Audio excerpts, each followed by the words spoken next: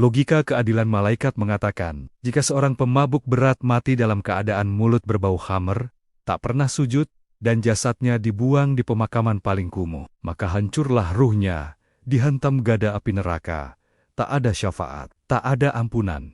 Tapi, keadilan berlapis api itu mendadak tunduk dan membeku di dasar alam barzakh. Bayangkan, liang lahat yang gelap gulita dan siap meremukan tulang belulang, tiba-tiba memancarkan cahaya hijau zamrud di saat malaikat Munkar dan Nakir mengangkat senjatanya. Sesosok cahaya agung justru turun ke alam kubur dan menjadikan tubuhnya perisai bagi si pendosa, tanpa menghakimi, tanpa peduli bau busuk dosa. Ia menatap sang algojo langit sambil tersenyum wibawa, bukan karena ia membela maksiat, tapi karena ia sedang menagih janji cinta dari Tuhannya.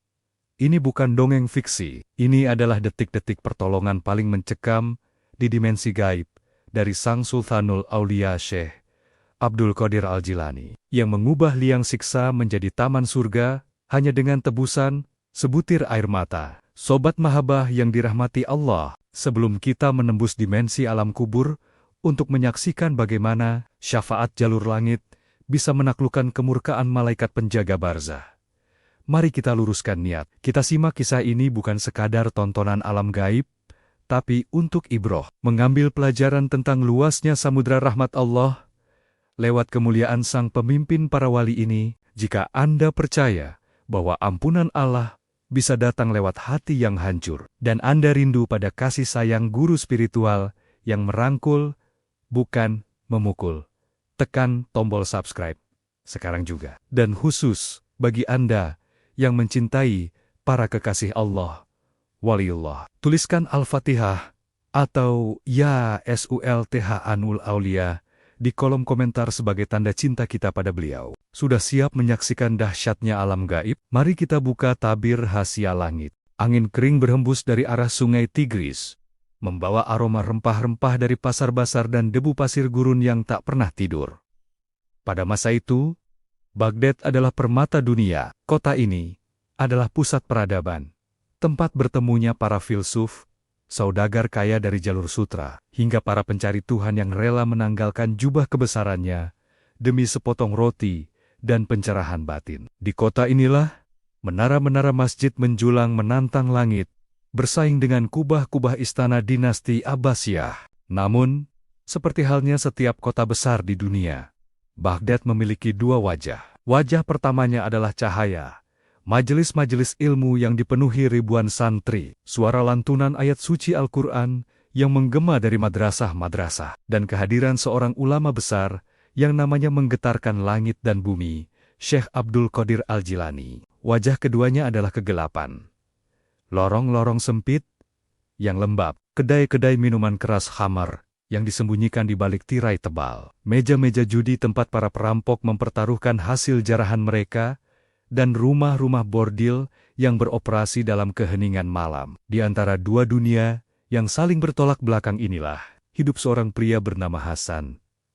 Orang-orang pasar memanggilnya Hasan Al-Khamar Hasan, si peminum. Usianya mungkin baru menginjak pertengahan 40. Namun wajahnya terlihat jauh lebih tua. Kulitnya terbakar matahari. Matanya selalu merah karena kurang tidur dan pengaruh alkohol, serta pakaiannya seringkali berbau masam yang menyengat. Hasan bukanlah pembunuh, bukan pula perampok kejam. Ia hanya seorang budak nafsunya sendiri. Ia bekerja serabutan sebagai kuli panggul di pelabuhan Tigris, dan setiap dirham yang ia hasilkan di siang hari akan habis ia tenggak dalam bentuk anggur murah pada malam harinya. Semua orang saleh di Baghdad menjauhinya. Para ibu akan menarik anak-anak mereka agar masuk ke dalam rumah jika melihat Hasan berjalan sempoyongan melewati pemukiman. Bagi masyarakat awam, Hasan adalah sampah kota. Sebuah noda hitam di tengah kota suci yang diberkahi oleh kehadiran ribuan ulama. Namun, Hasan memiliki satu kebiasaan aneh. Sebuah paradoks yang membuat orang-orang bingung, bahkan membuat marah sebagian santri yang merasa diri mereka suci. Setiap hari Jumat, ketika matahari mulai condong ke barat, dan ribuan orang berbondong-bondong menuju ribah, padepokan, atau madrasah milik Syekh Abdul Qadir Al-Jilani, untuk mendengarkan ceramah beliau, Hasan selalu ada di sana. Ia memang tidak pernah berani masuk ke dalam masjid. Ia sadar diri bahwa tubuhnya kotor, pakaiannya najis, dan napasnya berbau anggur. Ia tidak pernah ikut salat berjamaah di syaf depan. Hasan hanya akan duduk bersila di luar pagar madrasah, di bawah sebuah pohon kurma tua yang akarnya sudah mencuat ke tanah. Dari kejauhan itu, ia hanya mendengarkan suara Syekh Abdul Qadir yang menggelegar menyampaikan petuah, menceritakan tentang cinta Tuhan, tentang neraka, dan tentang betapa luasnya lautan ampunan Allah. Terkadang, saat Syekh Abdul Qadir menceritakan tentang siksa neraka, Hasan akan menangis terseduh. Air mata membasahi janggutnya yang berantakan. Namun, ironisnya, setelah majelis selesai dan malam tiba, ia kembali ke kedai tuak, menenggelamkan penyesalannya dalam gelas-gelas minuman haram tersebut. Lingkaran setan itu terus berputar. Tahun demi tahun, suatu hari, beberapa murid senior Syekh Abdul Qadir merasa muak dengan pemandangan ini. Mereka menghadap sang guru agung di ruang halwatnya. "Wahai Tuan Guru," lapor seorang murid dengan nada protes yang ditahan-tahan. "Di luar sana, di bawah pohon kurma, selalu duduk si Hasan pemabuk itu. Kehadirannya mengganggu kekhusyukan kami. Napasnya bau khamr, dan ia membuat orang-orang awam berpikir bahwa majelis kita ini menampung orang-orang fasik yang tidak mau bertobat. Izinkan kami mengusirnya, agar ia tidak mencoreng nama baik madrasah ini." Syekh Abdul Qadir Al-Jilani, yang saat itu sedang berzikir, membuka matanya perlahan. Mata sang wali Allah itu begitu teduh, namun memiliki kedalaman yang seolah mampu menembus relung jiwa lawan bicaranya. Beliau tersenyum tipis, sebuah senyuman yang penuh dengan misteri dan kebijaksanaan langit. "Biarkan dia di sana, anakku," jawab Syekh Abdul Qadir dengan suara lembut namun tegas. "Kalian hanya melihat pakaiannya yang kotor dan botol anggurnya, tapi mataku melihat sesuatu yang lain. Hatinya memang sedang sakit parah, dikuasai oleh hawa nafsu dunia. Tetapi, ada satu tali kecil yang mengikat hatinya dengan hatiku. Ia mungkin tidak salat bersama kalian. Ia mungkin tidak puasa bersama kalian. Tetapi di dalam hatinya yang paling dalam, ia mencintai majelis ini. Dan ketahuilah, barang siapa yang mengaitkan dirinya kepadaku, meski hanya sebesar biji sawi, aku tidak akan pernah melepaskannya, baik di dunia maupun di akhirat kelak." Para murid itu terdiam. Mereka menunduk, tak berani membantah. Meski dalam hati mereka masih dipenuhi tanda tanya. Bagaimana mungkin seorang pemabuk berat bisa mendapat pembelaan dari pemimpin para wali? Apa keistimewaan Hasan yang tidak terlihat oleh mata fisik mereka? Bulan berganti tahun. Musim dingin yang membekukan tulang tiba di Baghdad. Penyakit mulai mewabah di daerah-daerah kumuh, di bantaran sungai Tigris, dan takdir yang selalu datang tanpa pernah mengetuk pintu, akhirnya menyambangi gubuk reot milik Hasan. Hasan jatuh sakit. Penyakit paru-paru dan kerusakan hati akibat alkohol selama puluhan tahun, akhirnya menagih janji. Badannya yang dulu kekar karena sering memanggul gandum kini kurus, kering tinggal tulang pembalut kulit. Ia terbaring di atas tikar jerami yang lembab, sendirian. Tidak ada istri, tidak ada anak, dan tidak ada sahabat yang menjenguknya. Kawan-kawan minumnya di kedai hilang entah kemana, takut tertular penyakit, atau sekadar tidak peduli, karena Hasan sudah tidak punya uang untuk mentraktir mereka. Napasnya mulai tersengal-sengal. Keringat dingin sebesar biji jagung membasahi dahinya. Ia merasakan dingin yang luar biasa merayap dari ujung jari kakinya, naik perlahan menuju betis, lutut, dan perutnya. Ini bukan demam biasa. Naluri kemanusiaannya memberitahu satu kebenaran mutlak yang paling ditakuti oleh seluruh makhluk bernyawa. Malaikat maut sedang dalam perjalanan menujunya. Di saat-saat kritis itu, ketika tirai gaib perlahan-lahan mulai terbuka dari pandangannya, memori hidupnya berputar seperti kilat. Ia melihat tumpukan dosa yang menggunung, ribuan botol anggur, solat yang ditinggalkan, waktu yang disia-siakan. Ketakutan yang amat dahsyat mencengkeram dadanya. Jantungnya berdebar liar, seakan ingin melompat keluar dari tulang rusuknya. "Ya Allah," rintih Hasan dengan suara serak, nyaris tak terdengar. Tenggorokannya terasa seperti terisi pasir. "Ya Allah, aku hancur, aku binasa." Tidak ada harapan. Ia tahu persis kemana jiwa yang hitam pekat sepertinya akan berlabuh. Ia membayangkan api yang menyala-nyala, siksa kubur yang gelap dan sempit, dan gada besi malaikat yang siap meremukkan tulang-tulangnya. Dalam keputusasaan yang absolut itu, entah dari mana asalnya, sekilas bayangan wajah teduh Syekh Abdul Qadir Al-Jilani melintas di benaknya. Ia teringat saat ia duduk di bawah pohon kurma, menatap wajah sang syekh dari kejauhan. Sebuah kerinduan yang sangat aneh tiba-tiba meledak di dadanya. Dengan sisa-sisa tenaga terakhirnya, Hasan tidak memanggil teman-temannya. Tidak pula meratapi nasibnya. Ia memejamkan mata dan berbisik dalam batinnya yang paling dalam, mengirimkan sebuah sinyal putus asa melintasi dimensi. Wahai Tuan Guru, wahai Syekh Abdul Qadir, aku adalah anjing yang selalu duduk di pelataran rumahmu. Tolonglah aku, tolonglah muridmu yang durhaka ini. Tepat setelah batinnya meneriakkan kalimat itu, napas Hasan tersedak di kerongkongan. Pandangannya menjadi gelap gulita. Tubuh kasarnya mengejang sesaat, lalu terkulai lemas di atas tikar jerami. Hasan Al-Khammar, si pemabuk dari Baghdad, telah menghembuskan napas terakhirnya dalam kesendirian yang sepi. Kematian telah merenggutnya dari dunia fana. Namun, penderitaannya belumlah berakhir. Sebaliknya, perjalanan yang sesungguhnya menuju pengadilan alam barzah baru saja dimulai. Di sana, di alam yang tak tersentuh cahaya matahari, ujian pertama yang paling menakutkan telah menantinya. Rasa sakit itu tidak bisa digambarkan dengan kata-kata manusia. Ketika nyawa ditarik keluar dari raga Hasan si pemabuk, rasanya seolah-olah sebatang ranting berduri ditarik paksa, menembus gumpalan kapas yang basah. Setiap urat nadinya menjerit, setiap sel dalam tubuhnya meronta. Kematian bagi seorang pendosa bukanlah sebuah tidur yang lelap, melainkan sebuah robekan paksa antara jiwa yang kotor dan wadah fisiknya yang telah rusak. Tiba-tiba, rasa sakit itu berhenti. Keheningan total mengambil alih. Hasan mendapati dirinya berdiri di sudut gubuk reotnya. Namun ia tidak lagi merasakan kakinya menapak di tanah.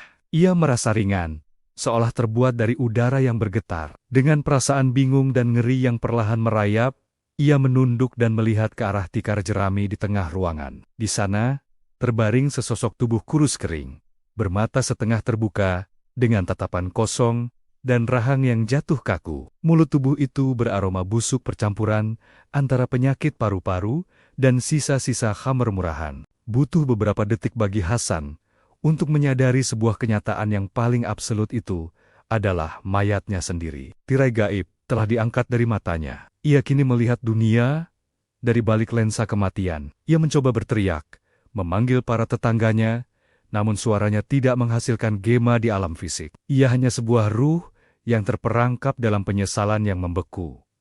Waktu di alam transisi itu terasa berjalan dengan aneh. Entah berapa lama ia berdiri menatap jasadnya sendiri, hingga akhirnya pintu gubuk itu didobrak dari luar. Beberapa tetangganya masuk sambil menutup hidung mereka dengan kain kotor. Aroma kematian rupanya telah menguar hingga ke lorong jalan. Sudah kuduga, gumam seorang tetangga dengan nada jijik, memandang tubuh Hasan dari kejauhan, seolah melihat bangkai tikus. Si pemabuk ini akhirnya mati juga. Bau sekali ruangannya. Ayo, cepat kita urus jasadnya, sebelum membusuk dan menularkan penyakit ke seluruh kampung. Hasan, dalam wujud ruhaninya, menangis mendengar ucapan itu. Aku masih di sini, jeritnya dalam diam.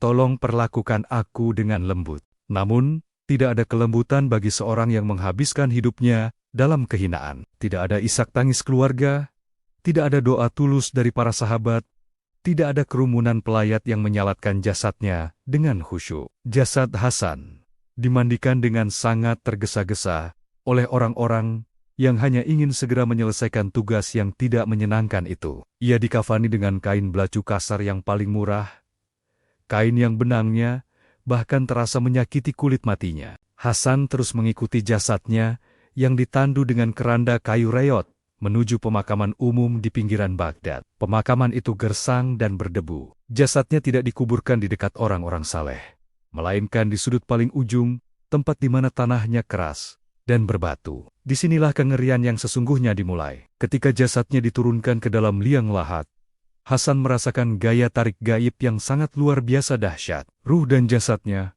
seolah ditarik oleh magnet raksasa dari dasar bumi. Dalam sekejap mata, ia merasa jiwanya disedot kembali ke dalam tubuh kasarnya yang terbungkus kain kafan itu. Ia tiba-tiba terbangun. Namun kali ini, ia terbangun di dalam kegelapan mutlak. Suara tanah dan bebatuan yang dilemparkan dari atas menimpa papan kayu penutup lahatnya terdengar seperti dentuman meriam. Bruk! Setiap lemparan tanah membuat ruangannya semakin sempit. Udaranya semakin menipis. Hasan mencoba menggerakkan tangannya, namun kain kafan itu mengikatnya dengan sangat kuat. Ia mencoba membuka mata, namun hanya kegelapan pekat yang menyambutnya. Kegelapan ini bukan sekadar ketiadaan cahaya, melainkan sebuah entitas yang hidup, yang menekan dada dan menyumbat napasnya. Di atas sana, suara langkah kaki para penguburnya mulai terdengar menjauh.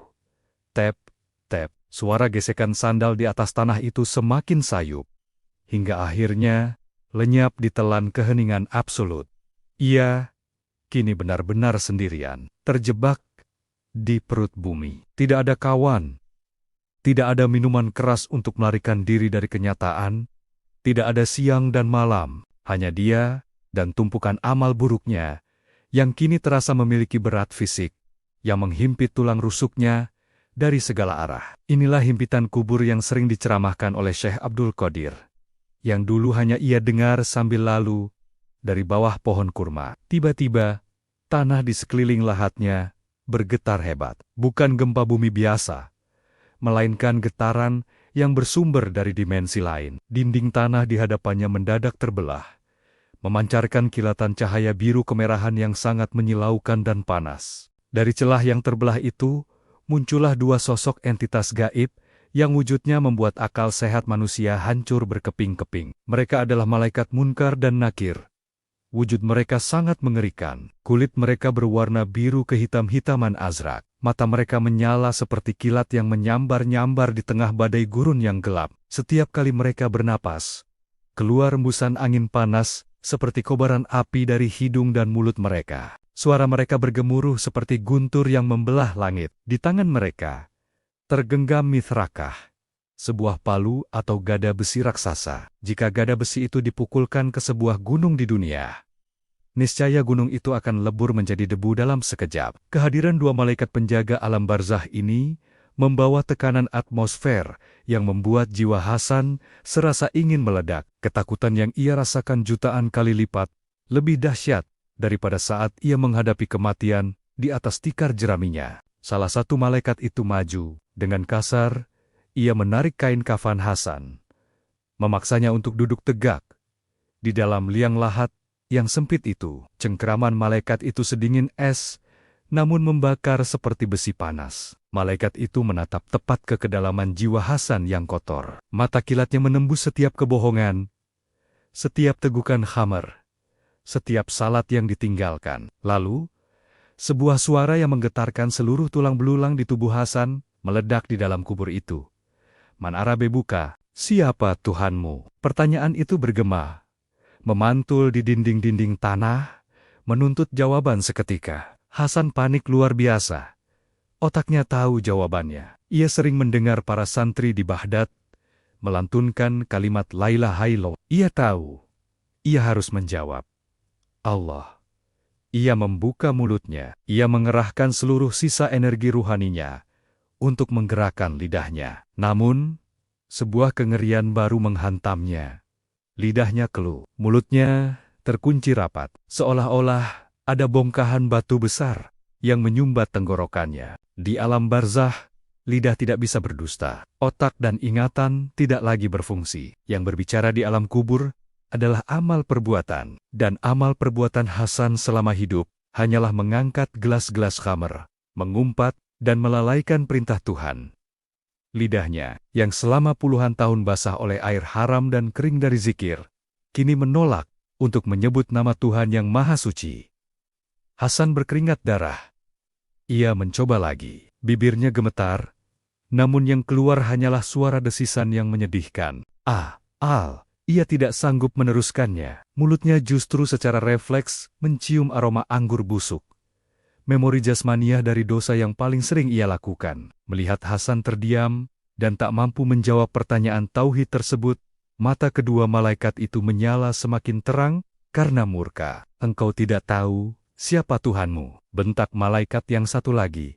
Suaranya membuat dinding kubur seakan runtuh menimpa Hasan. Malaikat pemegang gada besi raksasa itu mengangkat senjatanya tinggi-tinggi ke atas kepala. Hawa panas dari gada itu langsung memanggang kulit wajah Hasan.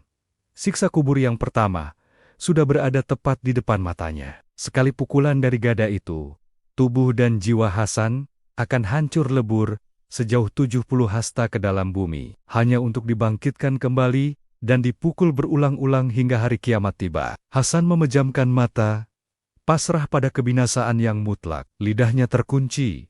Tak ada seorang pun yang bisa menolongnya di kedalaman bumi ini. Air mata penyesalan menetes dari sudut matanya.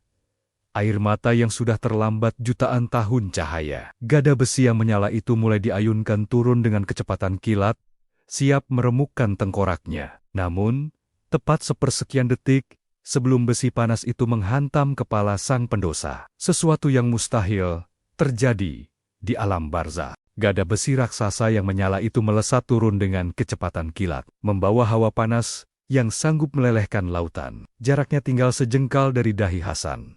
Kematian kedua, kematian abadi, dalam siksaan sudah menganga lebar. Sang pendosa memejamkan matanya rapat-rapat, merapatkan giginya, menanti tulang tengkoraknya remuk berkeping-keping.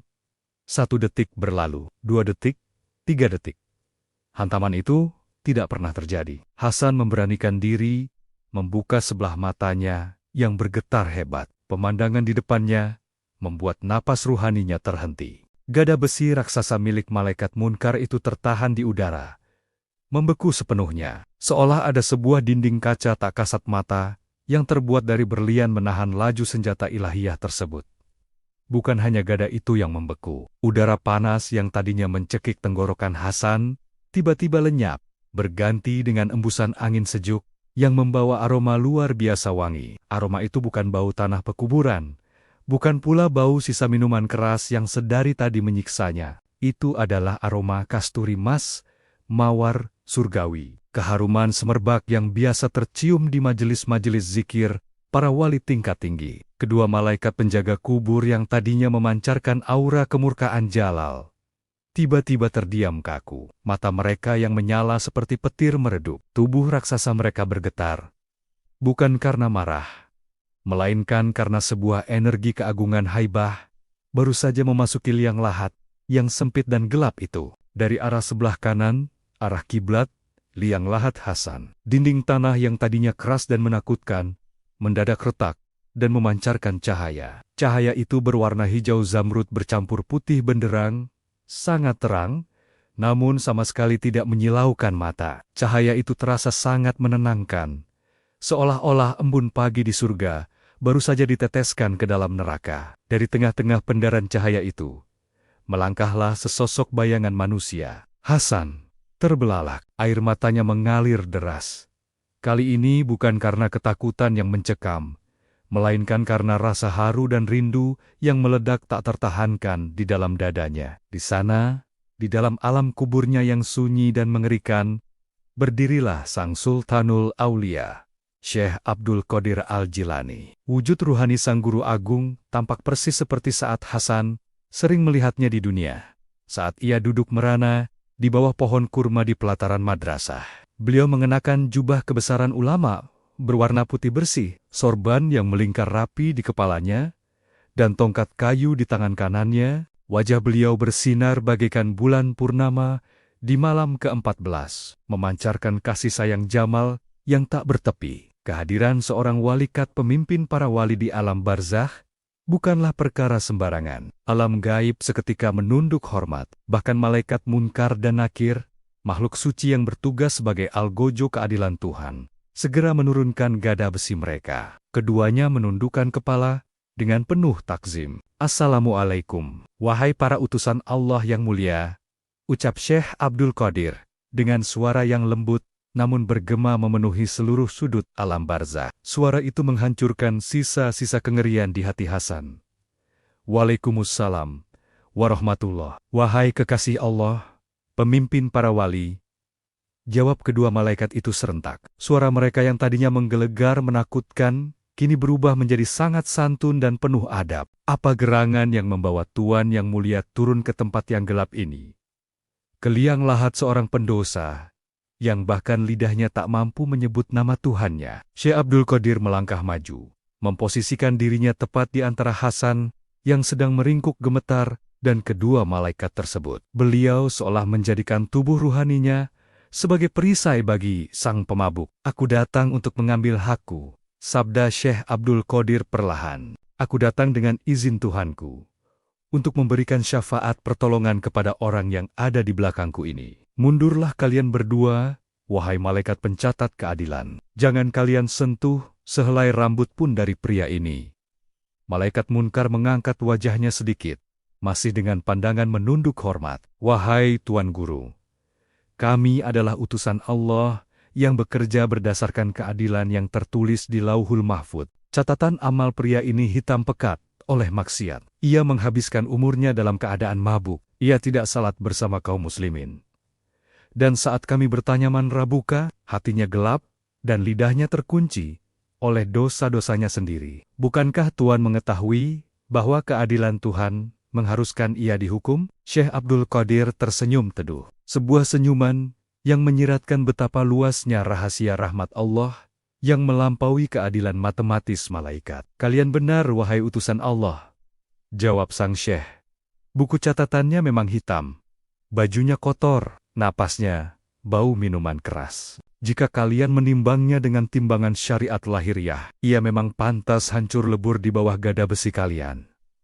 Sang wali kemudian menoleh ke belakang, menatap Hasan yang sedang menangis terseduh, mencium ujung jubah beliau. Tetapi, lanjut Syekh Abdul Qadir, suaranya kini meninggi, menembus batas-batas dimensi. Apakah kalian tidak melihat sebuah titik putih yang bersinar di sudut hatinya yang paling dalam? Titik cinta yang ia sembunyikan dari pandangan manusia di pasar Baghdad. Pria ini, setiap hari Jumat, meninggalkan kawan-kawan mabuknya hanya untuk duduk diam di luar pagar pelataranku. Ia tak berani masuk karena merasa hina. Namun ia menempelkan hatinya pada majelis zikirku. Syekh Abdul Qadir mengetukkan tongkatnya ke tanah kuburan.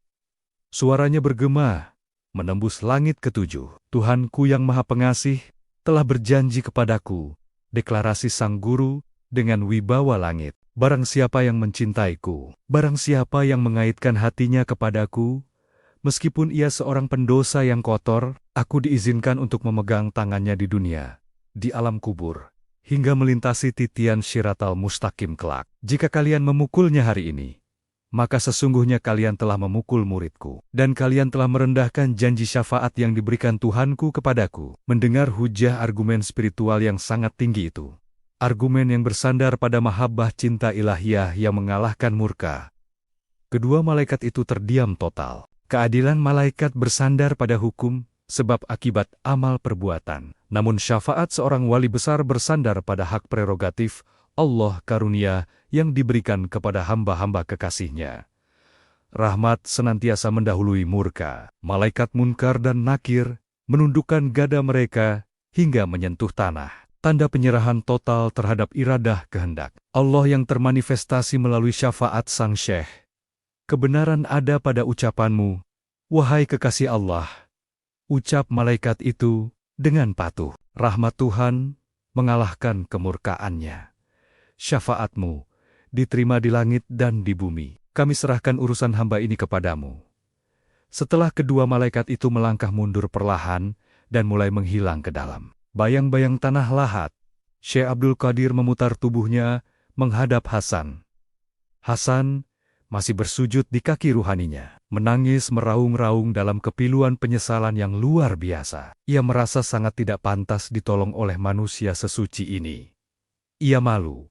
Sehina-hinanya rasa malu. Angkat kepalamu wahai Hasan, perintah Syekh Abdul Qadir lembut. Hasan perlahan mendongak, wajahnya bersimbah air mata ruhani. Syekh Abdul Qadir membungkuk, lalu mengusapkan telapak tangannya yang memancarkan cahaya wangi ke atas dada Hasan. Sentuhan itu tidak hanya menyapu kotoran dosa di hati Hasan, tetapi juga menghancurkan gembok hitam yang selama ini menyumbat tenggorokannya. Sisa-sisa aroma khamar di napas Hasan lenyap seketika, berganti dengan aroma mawar surga. Lisanmu kini telah suci oleh tetesan rahmat Tuhan yang dibawa melalui tanganku, bisik sang guru sambil menatap mata muridnya lekat-lekat. Sekarang, jika para malaikat itu bertanya lagi kepadamu dari kejauhan, jawablah dengan lantang, wahai anakku, jangan pernah lagi kau ragu. Hasan merasakan aliran energi yang sangat dahsyat memenuhi paru-paru ruhaninya. Ketakutannya lenyap tak berbekas, digantikan oleh sebuah keyakinan yakin yang kokoh, seperti gunung karang. Dari kejauhan alam barzakh yang kini mulai terang, gema suara malaikat munkar kembali terdengar. Namun kali ini pertanyaannya tidak diiringi dengan bentakan murka, melainkan sebuah prosedur pembuktian untuk dicatat di alam gaib. Wahai Fulan, man R.A.B. Buka. Siapakah Tuhanmu? Hasan, si mantan pemabuk dari Baghdad, menarik napas panjang. Matanya tidak lagi menatap ke bawah dalam ketakutan, melainkan menatap lurus ke depan, di bawah naungan cahaya sang guru, bersiap mengucapkan kalimat agung yang akan merubah nasibnya untuk selama-lamanya. Gema suara malaikat munkar dan nakir kembali memantul di dinding-dinding gaib liang lahat itu. Namun kali ini, tidak ada lagi kilatan petir kemurkaan, tidak ada lagi hawa panas yang membakar kulit ruhani. Pertanyaan itu diajukan dengan nada yang datar, sebuah formalitas keadilan langit yang harus dipenuhi sebelum catatan amal ditutup sepenuhnya hingga hari kebangkitan. Wahai Fulan, man R.A.B. Buka. Siapakah Tuhanmu? Hasan, yang dulunya dikenal sebagai si pemabuk kotor dari lorong-lorong kumuh Baghdad, kini berdiri tegak. Ketakutan yang membekukan darahnya telah menguap tanpa sisa. Di sampingnya, berdiri sosok agung, Syekh Abdul Qadir Al-Jilani, memancarkan cahaya hijau zamrud yang menyelimuti Hasan, bagaikan jubah pelindung gaib. Hasan menarik napas panjang. Udara yang masuk ke dalam paru-paru ruhaninya kini terasa seringan kapas dan sewangi bunga mawar. Gembok hitam yang mengunci lidahnya akibat dosa-dosa masa lalu telah dihancurkan oleh sentuhan tangan Sang Sultanul Aulia. Dengan suara yang lantang, jernih, dan penuh dengan getaran keyakinan yang menggetarkan dinding kubur, Hasan menjawab, Allah Rabbi. Allah adalah Tuhanku, tiada Tuhan selain Dia, yang Maha Pengasih lagi Maha Penyayang, yang rahmatnya telah mendahului murkanya. Mendengar jawaban yang begitu fasih itu, kedua malaikat penjaga alam barzakh menundukkan kepala mereka sejenak. Catatan gaib di udara bergetar, merubah tinta hitam kelam menjadi cahaya keemasan. Malaikat nakir kemudian mengajukan pertanyaan kedua, Wa madeinuka? Dan apakah agamamu? Hasan, dengan mata yang meneteskan air mata haru yang tiada henti, menjawab tanpa keraguan sedikitpun. Al-Islam DINN, Islam adalah agamaku, agama yang menuntunku menuju pintu ampunan. Meski aku datang merangkak, dalam keadaan berlumur dosa. Malaikat munkar melangkah maju satu langkah, mengajukan pertanyaan pamungkas yang menjadi penentu kedudukan seorang ruh di alam transisi ini. Waman enabi, yuka. Dan siapakah nabimu? Siapakah pria yang diutus di tengah-tengah kalian itu? Mendengar pertanyaan ini, kerinduan yang amat dahsyat meledak di dalam dada Hasan. Ia tidak pernah melihat wajah sang nabi secara fisik. Namun, cahaya keturunan dan pewaris spiritual nabi itu kini sedang berdiri tepat di sampingnya, memegang tangannya. Muhammadun Sallallahu Alaihi Wasallam, Nabi, Yeyi, Muhammad adalah nabiku, utusan Allah pembawa cahaya, pemberi syafaat terbesar, penghulu para nabi dan rasul. Begitu kalimat terakhir itu meluncur dari lisan Hasan, sebuah keajaiban kosmis yang luar biasa terjadi di perut bumi. Kedua malaikat itu tersenyum, sebuah pemandangan yang sangat langka di alam barzakh. Mereka menatap Hasan dan Syekh Abdul Qadir secara bergantian. Engkau telah menjawab dengan benar, wahai hamba Allah yang diselamatkan. Ucap para malaikat itu serentak. Tidurlah engkau dengan tenang, seperti tidurnya seorang pengantin yang tidak akan dibangunkan, kecuali oleh orang yang paling dicintainya. Setelah mengucapkan salam perpisahan yang penuh hormat, kepada Syekh Abdul Qadir. Wujud raksasa kedua malaikat itu perlahan-lahan memudar, melebur ke dalam udara, meninggalkan liang lahat itu. Detik berikutnya, guncangan hebat melanda tempat itu. Namun ini bukanlah guncangan azab. Ini adalah guncangan perluasan. Dinding-dinding tanah liat yang tadinya mengimpit jasad Hasan, yang lebarnya tak lebih dari beberapa jengkal, tiba-tiba bergerak mundur. Bergerak, meluas, dan terus meluas sejauh mata memandang Emead al-Basar. Liang lahat yang gelap gulita dan pengap itu bertransformasi seketika menjadi sebuah hamparan padang rumput yang sangat luas, dihiasi bukit-bukit kecil yang memancarkan cahaya lembut. Dari arah atas arah kanan, sebuah celah raksasa terbuka di udara. Itu bukanlah celah biasa, melainkan pintu menuju surga. Dari celah itu berhembuslah angin yang membawa aroma kasturi surgawi, mengusir seluruh bau kematian dan pembusukan. Cahaya yang luar biasa indah menerangi ruangan gaib itu, membuat Hasan merasa seolah-olah ia tidak pernah mati, melainkan baru saja dilahirkan kembali di dunia yang jauh lebih nyata. Hamparan kubur itu kini telah berubah menjadi Raudah min Riyad al-Jannah, sebuah taman dari taman-taman surga. Hasan jatuh tersungkur. Lutut ruhaninya menghantam tanah yang kini terasa selembut sutra. Ia tidak lagi menangis karena takut. Ia menangis karena rasa malu haya. Rasa malu yang sangat manis, namun menghancurkan hatinya. Ia bersujud di depan kaki Syekh Abdul Qadir al-Jilani, mencium ujung jubah sang guru yang bercahaya itu. "Wahai Tuan Guru, wahai kekasih Allah." Ishak Hasan dengan suara bergetar hebat. "Kenapa? Kenapa engkau melakukan ini untukku? Aku ini kotor. Aku ini pendosa. Aku menghabiskan seluruh hidupku untuk bermaksiat kepada Tuhanku. Aku bahkan tak berani masuk ke masjidmu. Aku hanya seekor anjing hina yang duduk di luar pagarmu. Mengapa engkau datang jauh-jauh menembus alam barzakh hanya untuk menyelamatkan orang sepertiku?" Syekh Abdul Qadir menunduk. Tangan beliau yang memancarkan kelembutan abadi mengelus kepala Hasan, mengangkat wajah mantan pemabuk itu agar menatapnya. Wajah sang wali memancarkan kasih sayang seorang ayah yang baru saja menemukan anaknya yang hilang di tengah badai. "Wahai Hasan," sabda Syekh Abdul Qadir perlahan, suaranya mengalun seperti melodi surgawi. "Ketahuilah, Allah itu maha luas rahmatnya. Hamba-hambanya seringkali tersesat, tertipu oleh gemerlap dunia, dirantai oleh hawa nafsu. Engkau memang bermaksiat secara lahiriah, tetapi di dalam relung hatimu yang paling rahasia, engkau tidak pernah membenci kebenaran."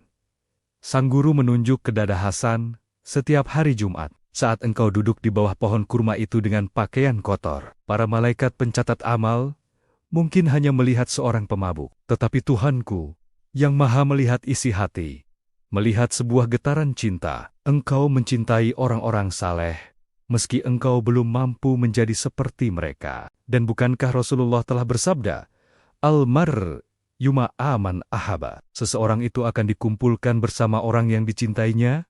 Hasan terisak semakin keras. Penyesalan yang luar biasa kini menyelimutinya. Andai saja ia tahu betapa besarnya kasih sayang Allah dan para kekasihnya, ia pasti akan merangkak menuju majelis itu sejak puluhan tahun lalu. Ia menyesali setiap detik umurnya yang terbuang sia-sia untuk khamr. "Tuan Guru," bisik Hasan parau, "andai aku bisa kembali ke dunia sedetik saja, aku akan bersujud hingga dahiku hancur. Waktu untuk beramal telah habis." "Wahai anakku," potong Syekh Abdul Qadir dengan senyum menenangkan, "ini bukan lagi darul amal negeri ujian atau amal. Ini adalah darul jaza, negeri balasan. Penyesalanmu saat ini adalah nikmat terindah, karena ia adalah bukti bahwa hatimu telah hidup seutuhnya di alam keabadian." Syekh Abdul Qadir melepaskan tangannya dari bahu Hasan. Sang guru menatap sekeliling taman surga di alam kubur itu, memastikan bahwa murid kesayangannya ini telah mendapatkan haknya untuk beristirahat dengan damai. "Tugasku di sini telah selesai, Hasan," ucap Syekh Abdul Qadir. Wujud ruhaninya mulai memancarkan pendaran cahaya yang semakin terang. "Bersiap untuk kembali ke alam fisik dunia. Aku harus kembali ke majelisku di Baghdad. Masih banyak jiwa-jiwa sakit yang harus kuobati di atas sana." Hasan menatap gurunya dengan pandangan takjub dan cinta yang tak terhingga. Apakah kita akan bertemu lagi, Tuan Guru? Pasti, jawab sang Sultanul Aulia. Tidurlah dalam dekapan rahmat Tuhanmu. Kelak, saat sangkakala kiamat ditiup, dan seluruh umat manusia dibangkitkan dalam keadaan kebingungan di padang mahsyar, carilah aku di bawah bendera syafaat. Aku sendiri yang akan memegang tanganmu menuju telaga Al-Kautsar.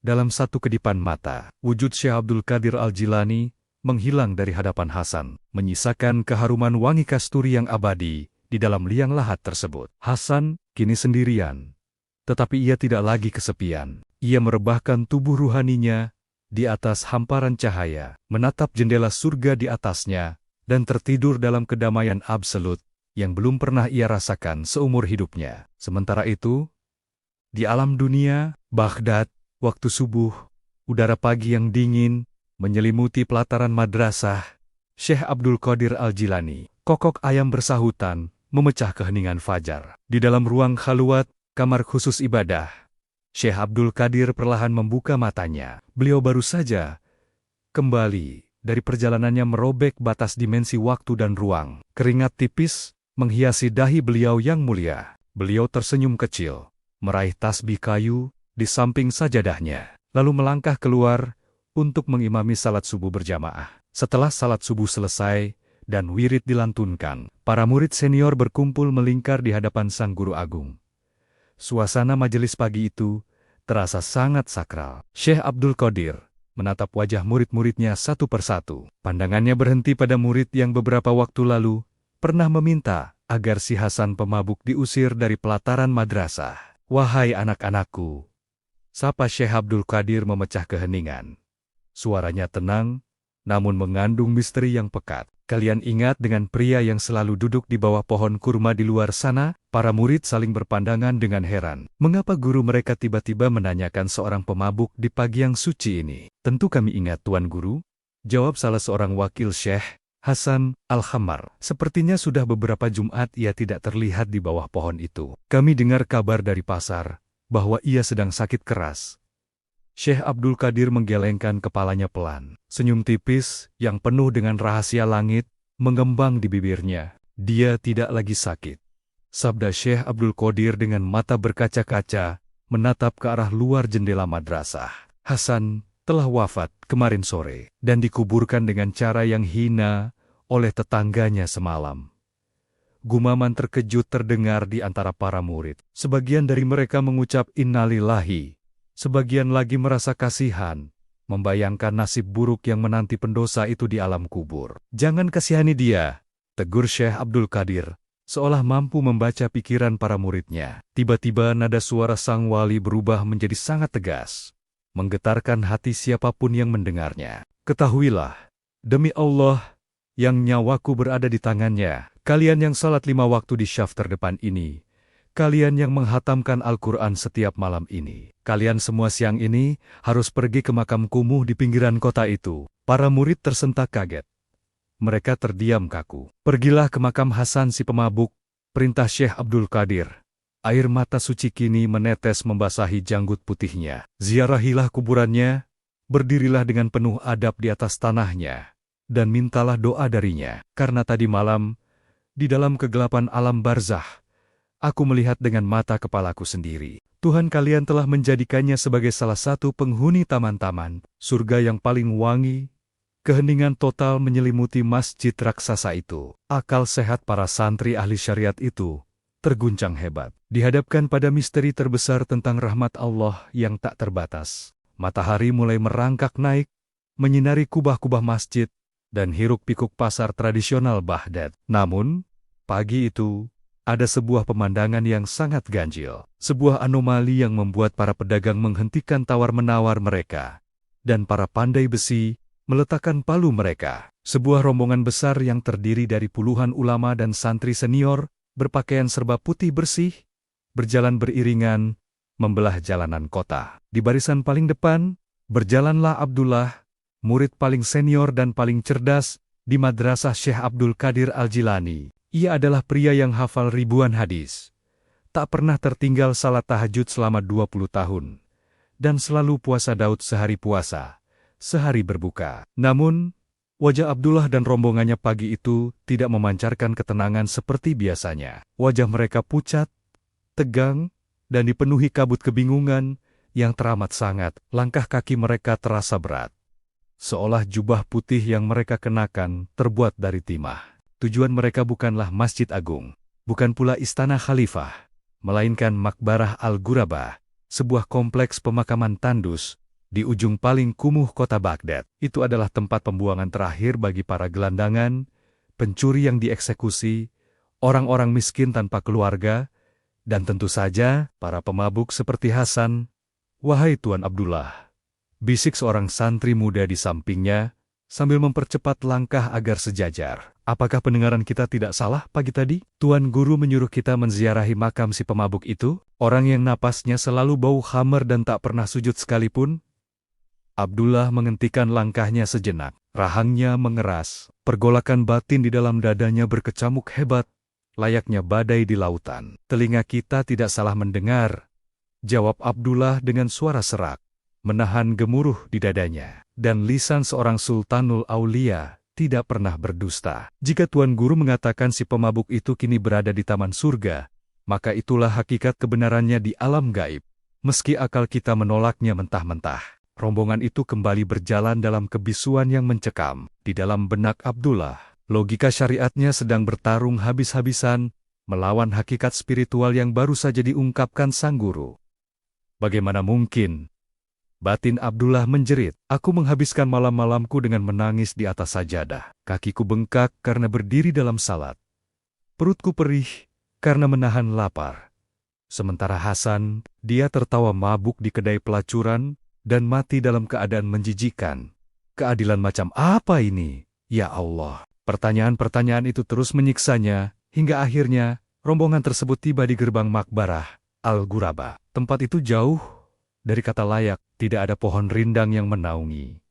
Tidak ada batu nisan berukir nama-nama mulia. Hanya hamparan tanah kering yang pecah-pecah akibat sengatan matahari, ditumbuhi semak belukar berduri. Angin kering berhembus, membawa debu kemarau yang menyesakkan napas. Setelah bertanya kepada seorang penggali kubur tua yang sedang duduk beristirahat, mereka diarahkan ke sudut paling pojok pemakaman itu. Di sanalah mereka menemukannya. Sebuah gundukan tanah merah yang masih basah, tidak simetris, dan hanya ditandai dengan dua bongkah batu kali yang diletakkan sembarangan di bagian kepala dan kakinya. Makam itu terlihat sangat menyedihkan. Sebuah cerminan betapa hinanya perlakuan manusia terhadap jasad Hasan semalam. Abdullah dan puluhan santri itu berdiri mengelilingi makam yang sempit tersebut. Suasana hening, hanya terdengar suara angin yang menggesek dedaunan kering. "Inikah makamnya?" gumam seorang santri dengan nada meremehkan yang tanpa sadar lolos dari bibirnya. Tanahnya bahkan bercampur dengan kotoran hewan. Mendengar itu, Abdullah melangkah maju. Ia teringat perintah tegas Syekh Abdul Qadir pagi tadi. "Berdirilah dengan penuh adab, dan mintalah doa darinya." Perlahan, Abdullah menurunkan lututnya. Ia bersimpuh di atas tanah berdebu itu, membiarkan jubah putih kebanggaannya kotor, terkena noda merah. Ia menundukkan wajahnya, mencoba memaksakan hatinya untuk bersikap tawadu rendah hati di hadapan gundukan tanah sang mantan pemabuk. Tepat saat lutut Abdullah menyentuh bumi, dan hidungnya berada hanya beberapa jengkal dari gundukan tanah makam Hasan, sebuah keajaiban yang meremukan akal sehat Karamah terjadi. Angin kering yang tadinya membawa bau debu dan amis darah hewan liar dari pasar, tiba-tiba berhenti berhembus. Udara di sekitar makam itu mendadak menjadi sangat sejuk, seolah-olah bongkahan es dari pegunungan baru saja diletakkan di tengah gurun.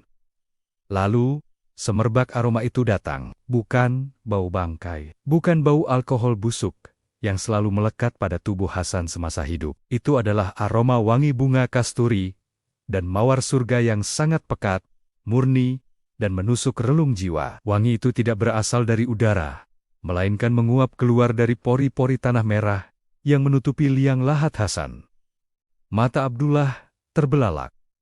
Ia mencium aroma itu dengan rakus. Tubuhnya bergetar hebat. Di kalangan kaum sufi, aroma seperti ini disebut nafahat al-Quds, hembusan suci, tanda tak terbantahkan bahwa ruh yang bersemayam di bawah tanah itu sedang menikmati jamuan langsung dari Allah Subhanahu wa Ta'ala.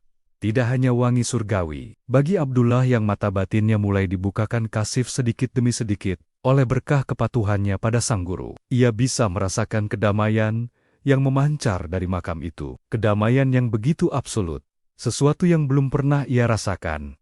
Bahkan, di saat ia sedang bersujud di sepertiga malam terakhir, pertahanan ego Abdullah hancur lebur seketika. Dinding kesombongan spiritual yang selama puluhan tahun ia bangun lewat ribuan rakaat salatnya runtuh rata dengan tanah. Ia menyadari satu kebenaran yang sangat menampar jiwanya. Amal ibadahnya selama ini dipenuhi oleh ulat-ulat ujub, merasa diri suci dan takabur sombong. Abdullah memandang rendah para pendosa.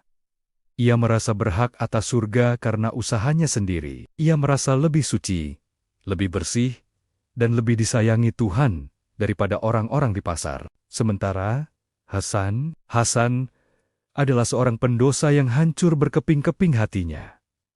Hasan tahu dirinya kotor. Ia merasa hina. Ia meneteskan air mata di bawah pohon kurma, mengakui kebangkrutannya di hadapan Tuhan, dan menggantungkan satu-satunya harapan pada cinta kasih sang wali, Syekh Abdul Qadir Al-Jilani. Tuhan tidak memandang bentuk luar raga manusia, melainkan melihat apa yang tersembunyi di kedalaman hati. Hati yang hancur karena menyesali dosa inkisaru al-qalb jauh lebih dicintai Allah daripada hati yang membengkak karena sombong akan ibadahnya.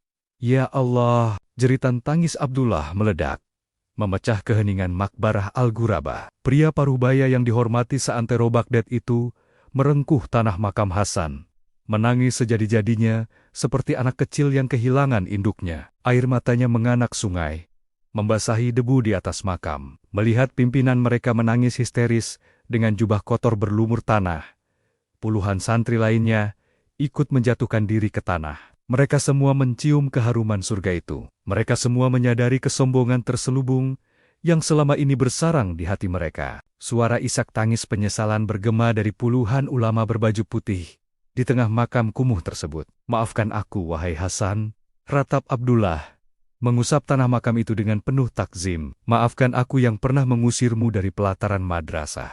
Maafkan mata butaku yang hanya melihat botol khamar di tanganmu, tapi gagal melihat mutiara cinta yang menyala di dalam dadamu.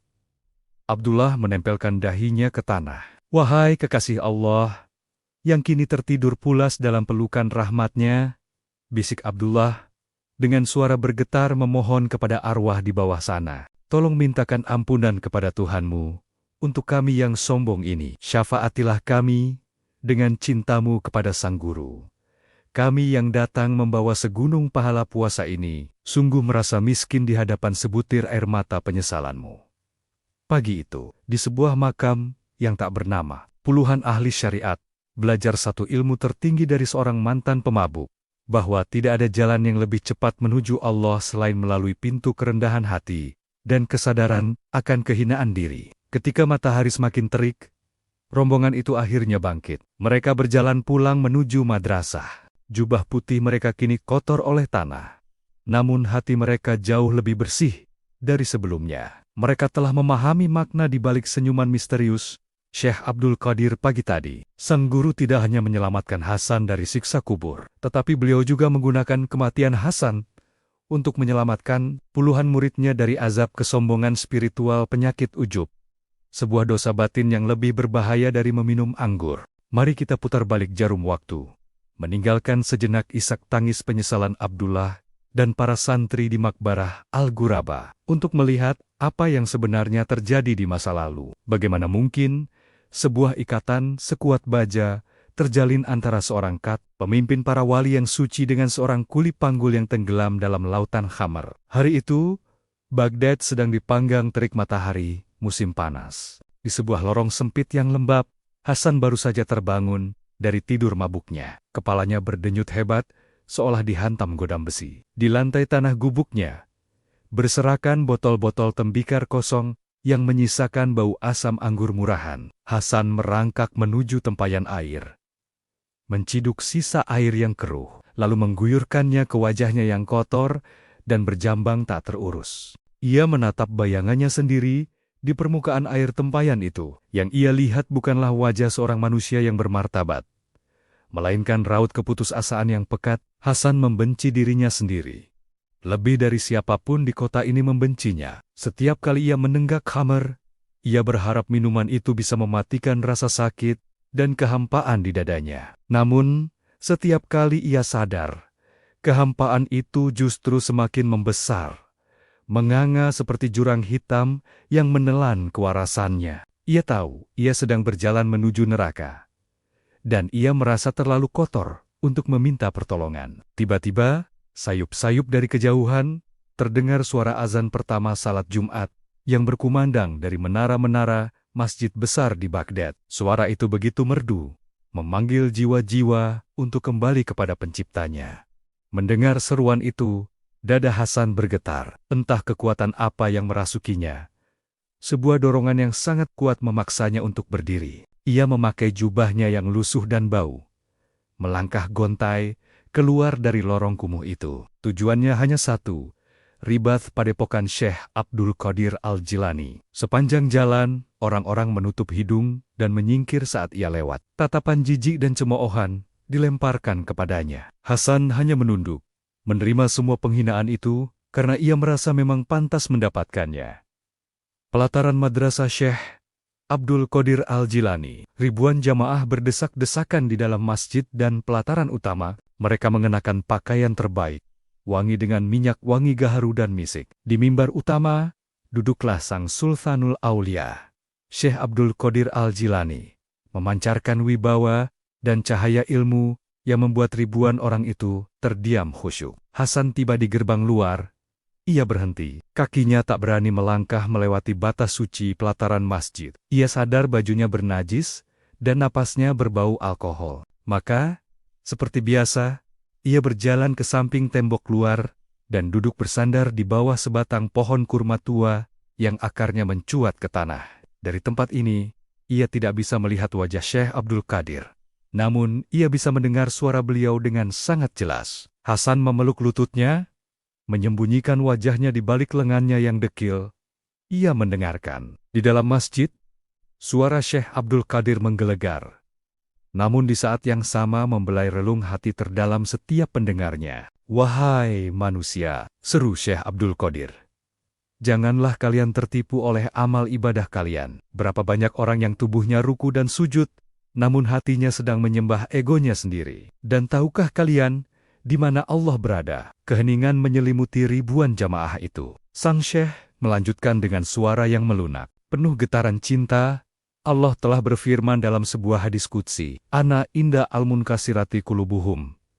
Min ajli aku berada di sisi mereka yang hatinya hancur berkeping-keping karena takut dan rindu kepadaku. Jika engkau datang kepada Allah dengan membawa segunung emas dan pahala, engkau mungkin masih terhalang oleh rasa banggamu. Tetapi jika engkau datang kepadanya dengan hati yang hancur, hati yang merasa hina, penuh penyesalan, menangis karena tumpukan dosa, namun tidak pernah putus asa dari rahmat-Nya, maka ketahuilah, Allah sendiri yang akan memungut kepingan-kepingan hatimu itu. Di luar tembok, di bawah pohon kurma, kata-kata itu menghantam dada Hasan seperti petir di siang bolong. Hati yang hancur, hati yang merasa hina.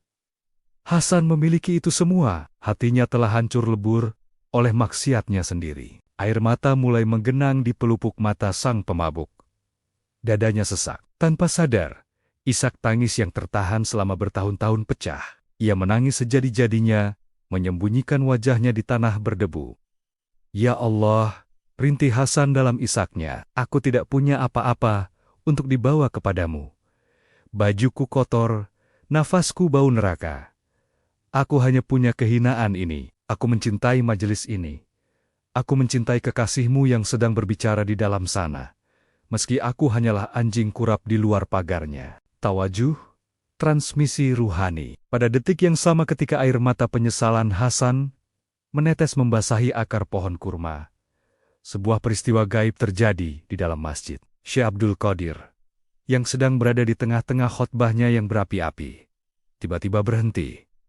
Beliau terdiam kaku. Ribuan jamaah ikut menahan napas, bingung melihat guru mereka tiba-tiba menghentikan kalimatnya di udara. Mata batin Basyirah, Syekh Abdul Qadir, yang tidak terhalang oleh tembok batu atau jarak fisik, menembus dinding masjid. Beliau melihat ke arah luar, tepat ke bawah pohon kurma tua itu. Sang wali tidak melihat seorang kuli panggul yang bau khamar. Beliau melihat seberkas cahaya putih kecil, cahaya mahabbah cinta, yang baru saja meledak dari dasar hati yang paling gelap. Beliau mendengar rintihan tangis Hasan yang menembus langit ketujuh, mengalahkan ribuan zikir para santri yang sedang duduk rapi di dalam masjid.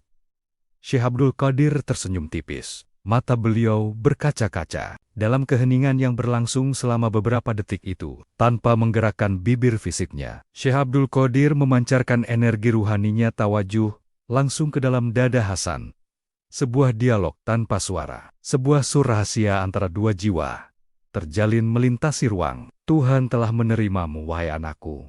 Bisik ruhani Syekh Abdul Qadir kepada jiwa Hasan. Engkau mungkin tidak berani masuk ke masjidku di dunia ini, karena rasa malumu. Engkau mungkin akan terus terjatuh dalam lumpur dosamu, karena kelemahan fisikmu. Tetapi, karena engkau telah mengikatkan hatimu pada majelis ini, dengan tangisan penyesalan, aku mengikat janji dengan Tuhanku. Aku, Abdul Qadir Al-Jilani, menyatakan bahwa engkau adalah muridku. Mulai hari ini, aku mengambil alih tanggung jawab atas ruhmu. Hiduplah dalam kelemahanmu, jika itu takdirmu. Matilah dalam kesunyianmu, jika itu jalanmu.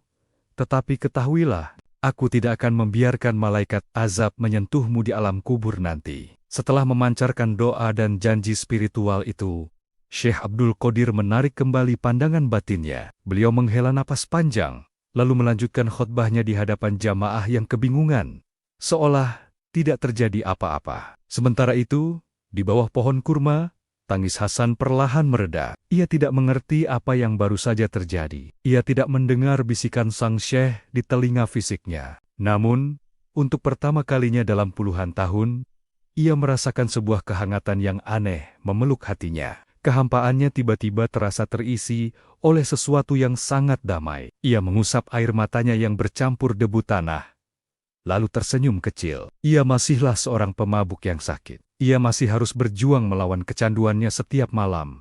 Namun di hari Jumat itu, tanpa ia sadari, sebuah sertifikat syafaat dari jalur langit telah ditandatangani dan diserahkan ke dalam catatan takdirnya. Itulah awal mula perjanjian ruhani yang membuat sang Sultanul Aulia rela turun tangan menghadang gada api, malaikat Munkar dan Nakir di kedalaman alam barzakh 3 tahun kemudian.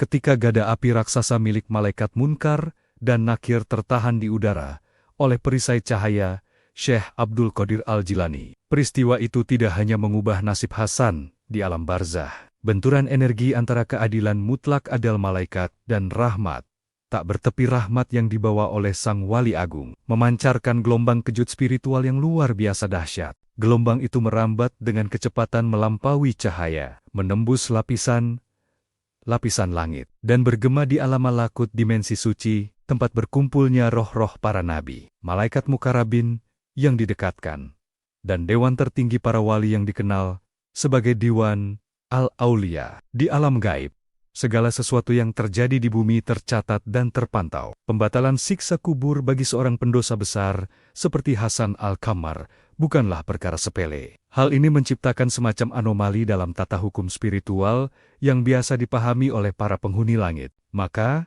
atas kehendak ilahi, diselenggarakanlah sebuah persidangan spiritual berskala kosmis. Persidangan ini bukanlah untuk menghakimi, melainkan menyingkap tabir rahasia Kasif Al-Asrar tentang hakikat keadilan dan cinta kasih Tuhan, agar tidak ada keraguan di hati para penduduk langit dan bumi. Di sebuah padang cahaya yang tak terlukiskan oleh bahasa manusia, berkumpullah Rijalul Ghaib, para tokoh alam gaib. Mereka terdiri dari para Abdol wali pengganti, Autat wali pasak bumi, Nukaba wali pengawas, dan para wali besar dari berbagai penjuru bumi dan zaman. Mereka duduk bersila dalam lingkaran-lingkaran cahaya yang bertingkat-tingkat. Di pusat lingkaran terdalam, di atas singgasana yang terbuat dari pancaran nur kehijauan, duduklah Sangkat Al-Akta poros dari segala poros, Sultanul Aulia Syekh Abdul Qadir Al-Jilani. Wajah beliau memancarkan ketenangan samudera yang tak terukur dalamnya. Suasana di Diwan Al-Aulia itu sangat hening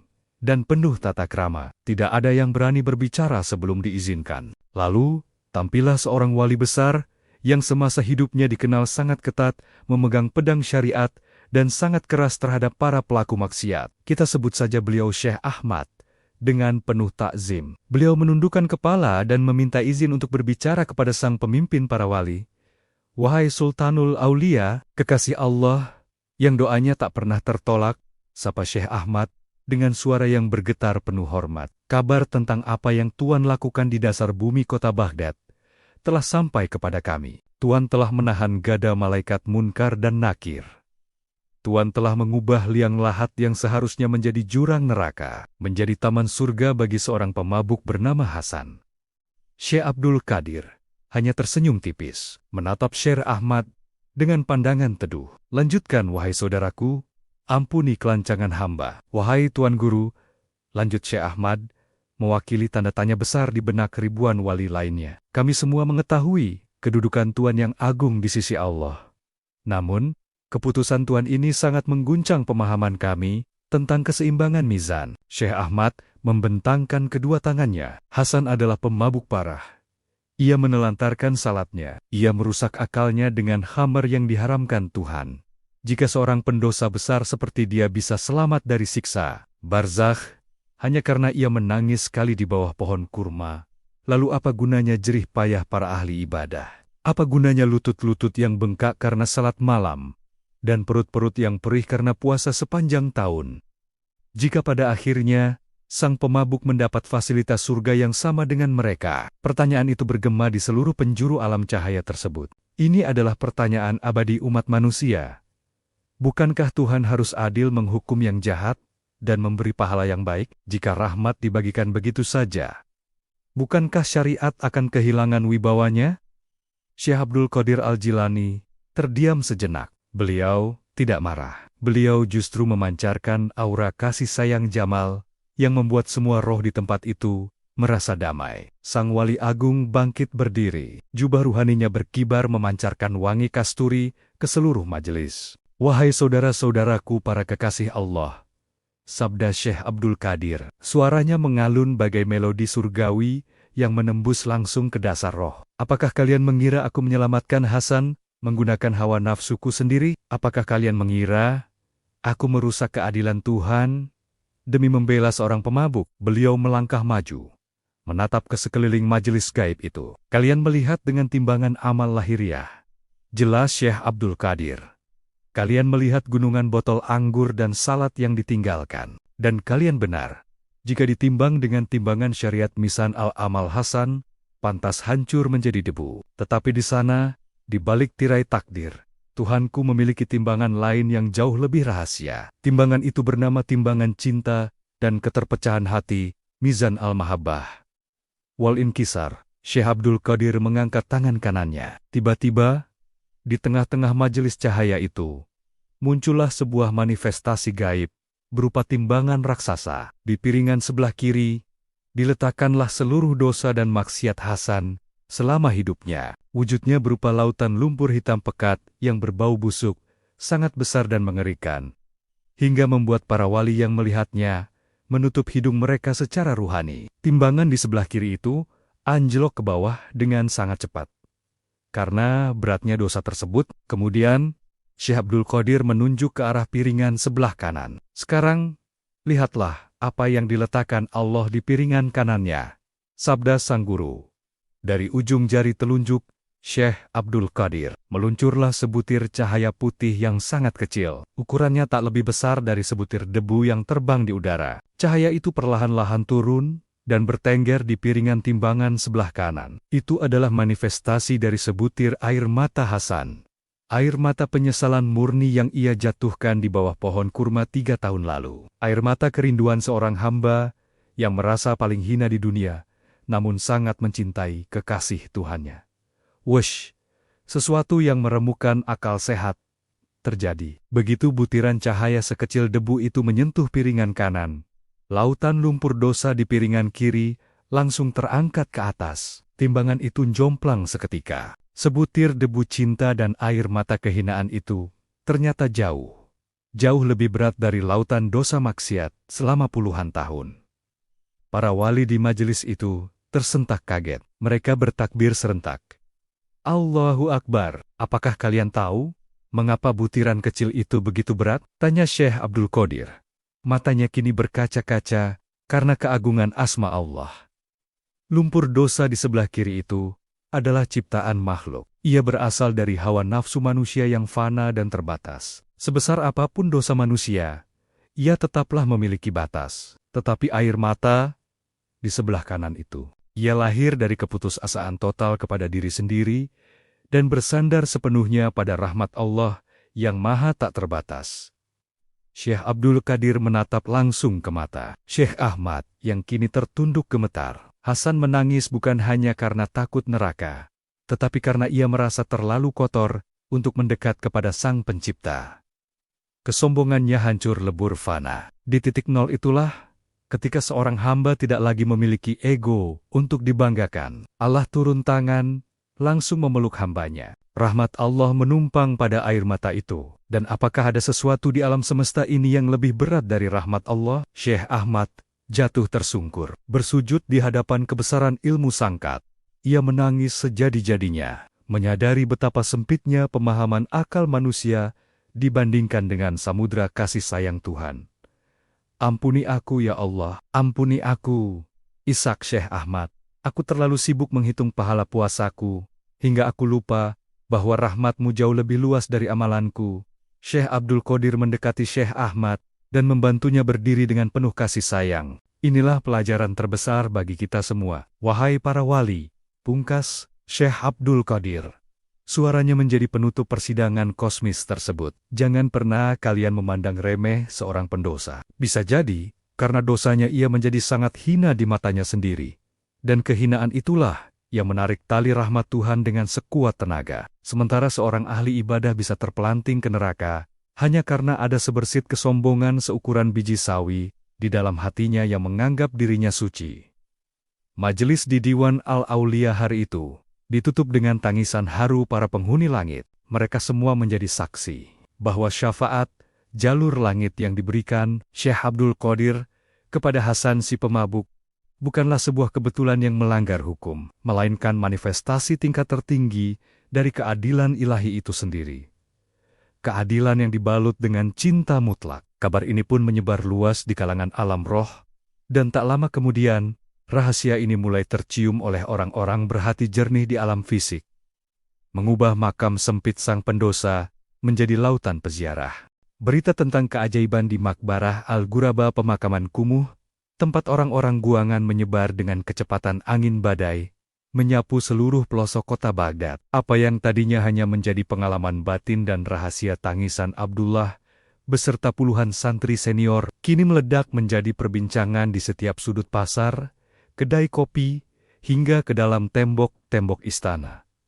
Sebuah anomali besar sedang terjadi. Pemakaman tandus di ujung kota yang biasanya sepi, menakutkan, dan dihindari oleh semua orang, kini mendadak berubah lautan manusia. Debu-debu kering di sekitar makam Hasan Al-Khamar kini basah, bukan oleh air hujan, melainkan oleh air mata ribuan peziarah yang datang silih berganti. Aroma wangi kasturi surgawi yang pertama kali dihirup oleh rombongan santri tempo hari, ternyata tidak pernah memudar. Aroma itu terus menguar dari pori-pori tanah makam Hasan, menembus teriknya matahari, membelai indera penciuman siapa saja yang datang dengan hati yang hancur. Makam sang mantan pemabuk itu, secara ironis, telah bertransformasi menjadi sebuah madrasah alam terbuka yang paling efektif di Baghdad. Ia mengajarkan satu ilmu yang tidak tertulis dalam kitab-kitab fikih manapun. Ilmu tentang luasnya rahmat Allah dan kekuatan cinta mahabbah. Di antara ribuan peziarah yang memadati area itu, ada sebuah kelompok yang kehadirannya sangat mencolok. Mereka bukanlah para santri berjubah putih. Bukan pula para saudagar kaya berbaju sutra. Mereka adalah pria-pria bertubuh kasar, berpakaian lusuh, dengan wajah yang dipenuhi bekas luka dan aura kelam. Mereka adalah para kuli panggul, penjudi, dan pemabuk kawan-kawan lama Hasan dari lorong-lorong gelap Baghdad. Salah satu dari mereka bernama Tarik. Tarik adalah teman minum Hasan yang paling karib. Ia bertubuh besar, berjanggut lebat yang tak beraturan, dan memiliki tatapan mata yang sinis terhadap segala bentuk keagamaan. Ketika pertama kali mendengar rumor bahwa makam Hasan mengeluarkan wangi surga dan diziarahi para ulama, Tarik tertawa terbahak-bahak hingga memuntahkan tuaknya. Ia menganggap para santri itu sudah gila atau sedang mabuk agama. "Hasan, si Hasan kuli panggul itu," ejek Tarik kala itu di kedai minumnya. "Dia itu lebih sering muntah di selokan daripada mencuci wajahnya.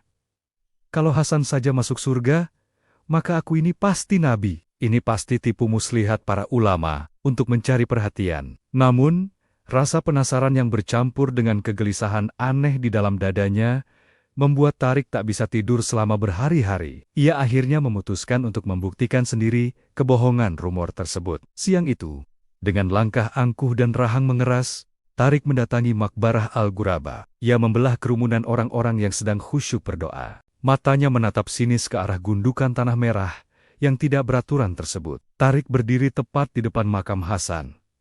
Ia melipat kedua tangannya di dada, bersiap untuk tertawa dan mengejek. Ia mengambil napas panjang melalui hidungnya, berniat untuk mencium bau busuk pembusukan yang wajar dari sebuah mayat, agar ia bisa meneriakkan kebohongan ini kepada semua orang. Namun, begitu udara itu masuk ke dalam paru-parunya, waktu seolah berhenti berdetak bagi Tarik. Bukan bau anyir darah, bukan bau tanah kuburan, bukan pula bau asam khamr yang selama puluhan tahun menyatukan mereka berdua di meja judi. Sebuah keharuman yang luar biasa suci, lembut, namun memiliki energi yang sanggup meruntuhkan gunung, menghantam relung jiwa Tarik. Aroma kasturi itu tidak hanya tercium oleh hidung, tetapi menembus langsung ke dalam kalbunya yang selama ini tertutup kerak dosa tebal. Aroma itu membawa semacam memori gaib, memori tentang kedamaian absolut yang dirasakan ruh Hasan di alam barzah berkat pelukan cahaya Syekh Abdul Qadir Al-Jilani. Dalam sekejap mata, dinding kesombongan dan sinisme Tarik hancur, berkeping-keping. Lututnya yang sebesar batang pohon mendadak lemas tak bertulang. Ia jatuh berdebum ke atas tanah, tepat di sebelah makam sahabat karibnya itu. Memori masa lalu tiba-tiba berputar di kepalanya bagai kilatan petir. Tarik teringat bagaimana setiap hari Jumat Hasan selalu menghilang dari kedai. Ia teringat bagaimana ia sering mengejek Hasan yang hanya duduk meringkuk seperti anjing kurap di bawah pohon kurma di luar pagar madrasah Sang Sultanul Aulia. "Untuk apa kau duduk di sana, bodoh?" Suara Tarik di masa lalu bergema kembali di ingatannya. "Kau itu najis, Tuhan tidak akan menerimamu. Ulama-ulama suci itu akan meludahimu jika mereka melihatmu. Ayo kembali minum, dan lupakan surga yang bukan untuk kita." Dan ia teringat jawaban Hasan kala itu, jawaban yang diucapkan dengan senyuman sedih dan mata yang berkaca-kaca. "Aku tahu aku najis, Tarik. Aku tidak mengharapkan surga. Aku hanya ingin memandang wajah orang-orang yang dicintai Tuhan. Mungkin, hanya mungkin, jika aku berada di dekat mereka, Tuhan akan mengasihaniku." Kini, di atas makam yang beraroma surga itu, Tarik menyadari betapa bodoh dan butanya dirinya. Hasan, dengan segala kehinaannya, telah menemukan jalan pintas menuju Tuhan, jalan kelemahan total dan cinta, tanpa syarat. "Ya Allah!" Jeritan Tarik memecah langit siang itu. Pria bertubuh raksasa yang tak pernah menangis sejak masa kecilnya itu kini meraung sejadi-jadinya. Ia merengkuh gundukan tanah makam Hasan, tak peduli wajahnya kotor oleh debu dan lumpur. "Hasan, sahabatku, ampuni aku," isak Tarik dengan suara serak yang memilukan. "Kau ternyata lebih pintar dariku. Kau menukar hinaan dunia dengan pelukan rahmat Tuhan. Sedangkan aku tenggelam dalam kesombongan seolah aku bangga dengan dosaku. Ajari aku, Hasan, ajari aku, bagaimana caranya menangis, seperti yang kau lakukan di bawah pohon kurma itu." Tangisan Tarik memicu reaksi berantai di pemakaman itu. Kawan-kawan pemabuknya yang lain ikut menjatuhkan diri ke tanah. Air mata penyesalan, atau taubah nasuha, tumpah ruah, membasahi Makbarah Al-Ghuraba. Hari itu, makam seorang pendosa besar telah menjadi asbab hidayah bagi ratusan pendosa lainnya. Kedai-kedai minuman di Baghdad kehilangan banyak pelanggannya karena para preman dan pemabuk memilih untuk duduk menangis di pemakaman tersebut. Sementara itu, di dalam ruang khalwatnya di madrasah, Syekh Abdul Qadir Al-Jilani duduk bersila, matanya terpejam dalam zikir yang hening. Salah seorang khadam pelayan masuk dengan hati-hati dan menceritakan fenomena luar biasa yang sedang terjadi di Makbarah Al-Ghuraba. Sang khadam bercerita bagaimana makam Hasan kini dikunjungi, tidak hanya oleh ulama, tetapi juga oleh para preman yang bertobat setelah mencium wangi makam tersebut. Syekh Abdul Qadir perlahan membuka matanya. Tidak ada keterkejutan di wajahnya yang mulia. Hanya ada kelembutan samudra cinta ilahiyah. Ketahuilah, anakku, sabda Syekh Abdul Qadir dengan suara yang tenang, memancarkan hikmah tertinggi. Allah tidak pernah menciptakan sesuatu dengan sia-sia, bahkan dari kehidupan seorang yang tampak hancur sekalipun. Beliau memandang keluar jendela, menembus batas-batas kota menuju pemakaman tersebut. Orang-orang saleh dan ulama berdakwah dengan lisan dan kitab-kitab mereka di atas mimbar. Mereka menuntun umat yang sudah berada di jalan terang agar tidak tersesat. Jelas sang guru. Tetapi bagi jiwa-jiwa yang sudah tenggelam ke dasar jurang yang paling gelap, bagi para pemabuk yang merasa tidak pantas lagi menyebut nama Tuhan, dakwah lisan seringkali tak mampu menembus hati mereka. Mereka butuh cermin. Mereka butuh melihat seseorang yang sama hancurnya dengan mereka, sama kotornya dengan mereka, namun ternyata masih bisa dirangkul oleh rahmat Allah. Syekh Abdul Qadir tersenyum tipis. Itulah mengapa Allah menyingkap keharuman makam Hasan. Allah menjadikan jasad yang dulunya hina itu sebagai jaring cintanya. Hasan, dalam diamnya di alam kubur, kini berdakwah jauh lebih keras dan lebih menyentuh daripada ribuan ahli pidato. Ia meneriakkan satu pesan kepada seluruh pendosa di muka bumi. Jangan pernah putus asa dari rahmat Tuhanmu, betapapun kelamnya masa lalumu. Sang khadam merinding mendengar penjelasan tingkat tinggi itu. Ia menunduk hormat, menyadari bahwa setiap kejadian di bawah kolong langit ini bergerak di atas naskah skenario ilahi yang sangat indah. Hasan Al-Khamar, yang hidupnya dihabiskan sebagai budak minuman keras, diangkat derajatnya melalui syafaat sang guru, dan diabadikan sebagai simbol harapan abadi bagi mereka yang merasa tak lagi punya masa depan di hadapan Tuhan. Namun, di tengah gelombang pertobatan massal itu, sebuah peristiwa lain yang jauh lebih mengejutkan dan menguji kedalaman tauhid warga Baghdad sedang bersiap untuk terjadi tepat pada malam ke-40 setelah wafatnya Hasan. Angin malam berembus, membawa hawa dingin yang menusuk tulang. Namun Makbarah Al-Ghuraba sama sekali tidak sepi. Malam itu adalah malam ke-40 sejak jasad Hasan Al-Khamar diturunkan ke liang lahat. Dalam tradisi masyarakat, malam ke-40 sering kali menjadi momen puncak perenungan dan doa bagi mereka yang telah berpulang. Namun, perkumpulan malam itu di pemakaman kumuh tersebut bukanlah tahlilan biasa. Di sekitar gundukan tanah yang terus memancarkan wangi kasturi itu, duduklah dua kelompok manusia yang secara sosial bagaikan air dan minyak. Di satu sisi, duduklah Abdullah beserta puluhan ulama dan santri bersorban putih, melantunkan ayat-ayat suci Al-Quran dengan khusyuk. Di sisi lain, duduklah Tarik beserta ratusan mantan kuli panggul, penjudi, dan pemabuk yang baru saja bertobat, meneteskan air mata dalam zikir pelan yang kaku namun tulus. Makam Hasan telah menyatukan ahli ibadah yang kehilangan kesombongannya dengan ahli maksiat yang menemukan harapannya. Seiring berjalannya malam, tepat ketika bulan purnama mencapai titik tertingginya di atas langit Baghdad, suasana di pemakaman itu mendadak berubah. Suara jangkrik dan embusan angin tiba-tiba lenyap. Keheningan absolut mengambil alih.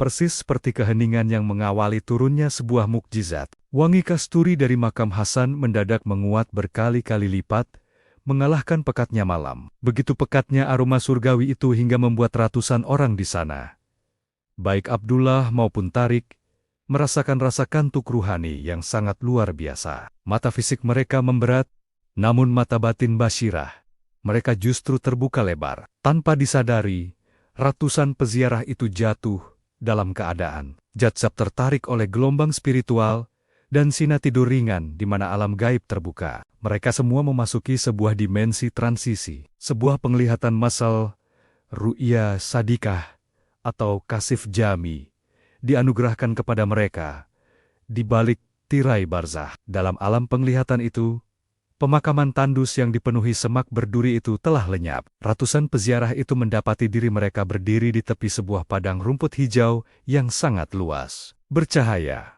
dan dipenuhi bunga-bunga yang memancarkan cahaya pendar. Di tengah padang rumput itu, di atas sebuah dipan yang terbuat dari mutiara dan yakut batu rubi surgawi, duduklah sesosok pria. Abdullah dan Tarik menahan napas. Pria itu memiliki wajah yang sangat bercahaya, bersih, muda, dan memancarkan wibawa pangeran. Ia mengenakan jubah dari sutra hijau tipis sundus dan mahkota cahaya di kepalanya. Namun, terlepas dari segala kemewahan surgawi itu, raut wajahnya sangat tidak asing. "Hasan," bisik Tarik dalam penglihatannya.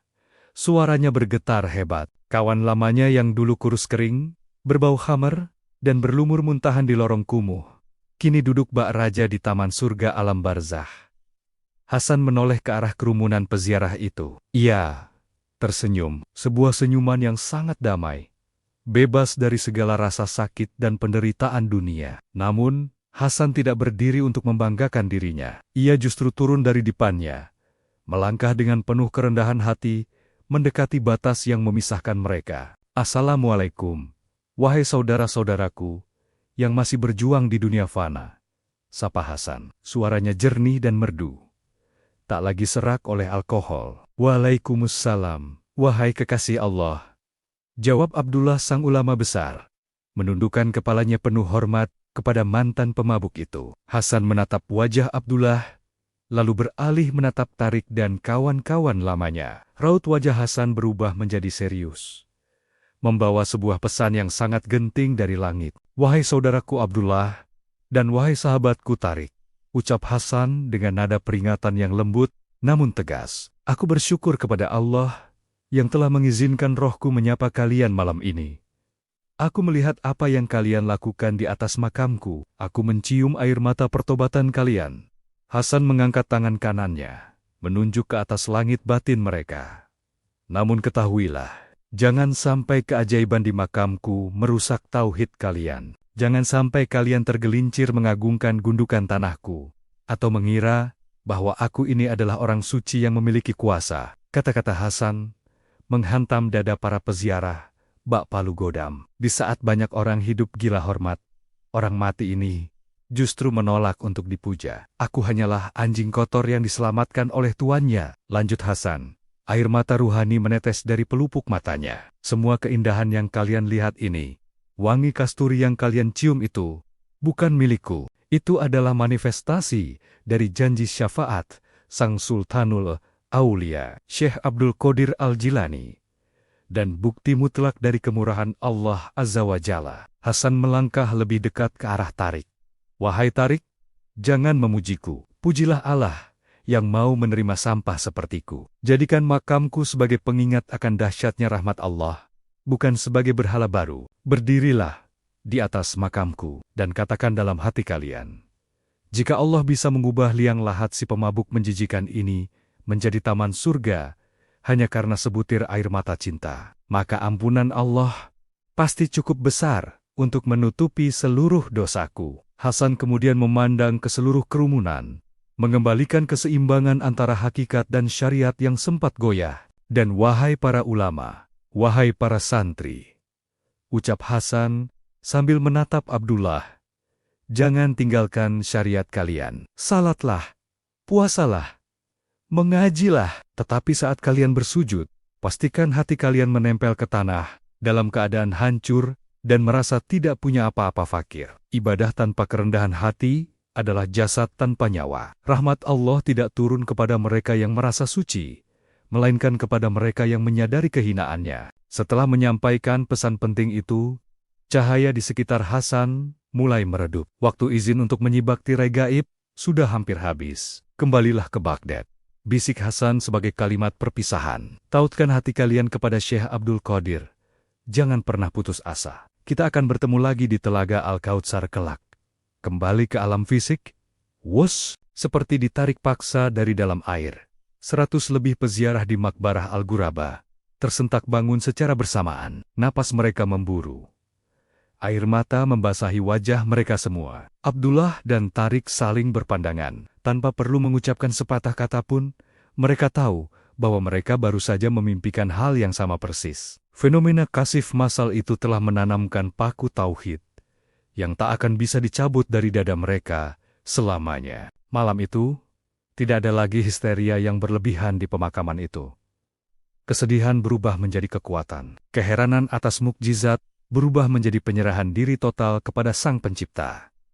Abdullah berdiri, membersihkan debu dari jubahnya. Ia merangkul Tarik, si mantan kuli panggul yang tubuhnya masih gemetar. Ulama besar dan mantan preman itu berpelukan erat di atas makam Hasan. Sebuah pemandangan yang menyimbolkan persatuan umat di bawah naungan rahmat Tuhan. "Ayo kita pulang, saudaraku," bisik Abdullah kepada Tarik.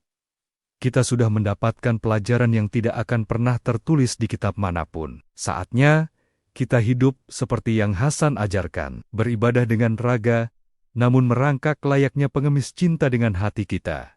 Rombongan itu perlahan meninggalkan Makbarah Al-Ghuraba. Saat azan, subuh mulai berkumandang dari kejauhan. Pemakaman kumuh itu kembali sepi.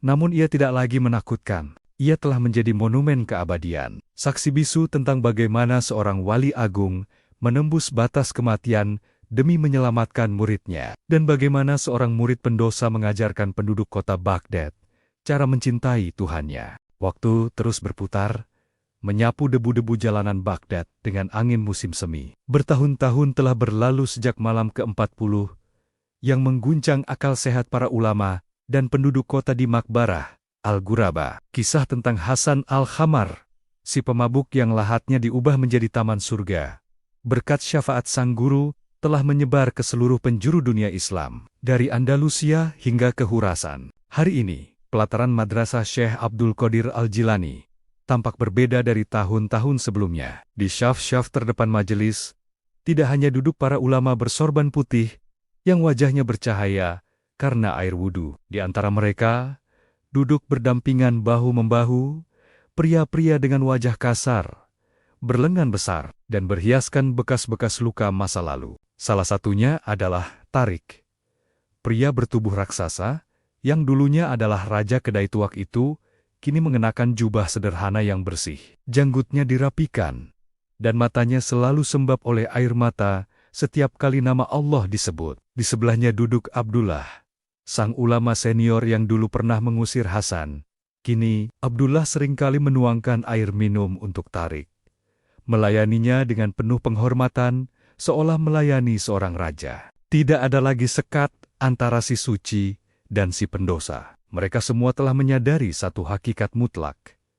Di hadapan kebesaran Allah, mereka semua hanyalah pengemis yang sama-sama bangkrut, yang hanya bisa bertahan hidup karena kedermawanan sang pemilik alam semesta. Menjelang waktu duha, Syekh Abdul Qadir Al-Jilani keluar dari ruang khalwatnya. Beliau berjalan perlahan menuju mimbar utama, diikuti pandangan penuh cinta dari ribuan muridnya. Namun, sebelum menaiki mimbar, langkah sang Sultanul Aulia terhenti. Beliau menoleh ke arah luar tembok pelataran, menatap sebatang pohon kurma tua yang akarnya mencuat ke atas tanah berdebu. Pohon itu adalah tempat di mana Hasan sang pemabuk dulu selalu duduk meringkuk, menangis, dan menyembunyikan wajahnya yang kotor karena merasa tak pantas membaur dengan ahli ibadah. Syekh Abdul Qadir tersenyum teduh. Beliau melangkah menghampiri pohon kurma tersebut, mengusap batang kayunya yang kasar dengan penuh kelembutan. Ribuan jamaah terdiam, menahan napas melihat guru mereka bernostalgia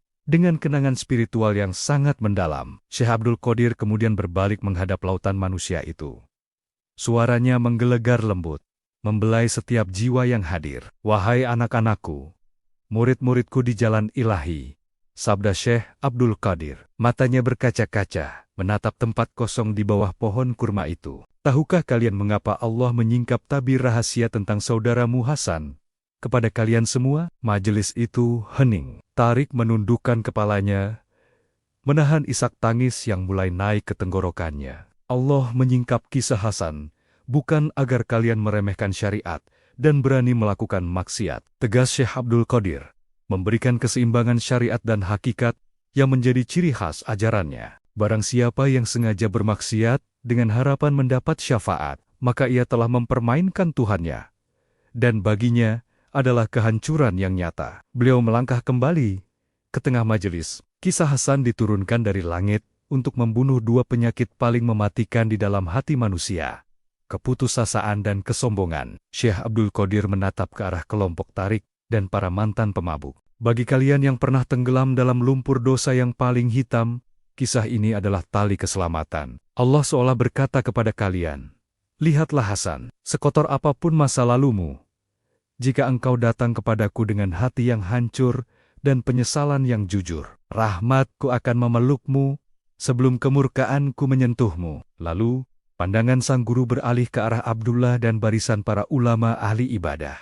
Dan bagi kalian yang menghabiskan malam-malam dalam sujud dan siang hari dalam puasa, kisah ini adalah tamparan keras dari langit.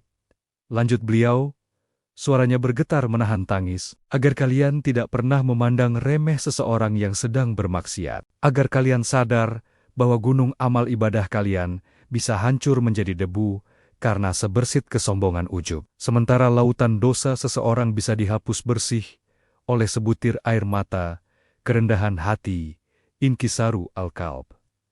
Syekh Abdul Qadir mengangkat kedua tangannya, berdoa dengan suara yang menembus lapisan langit.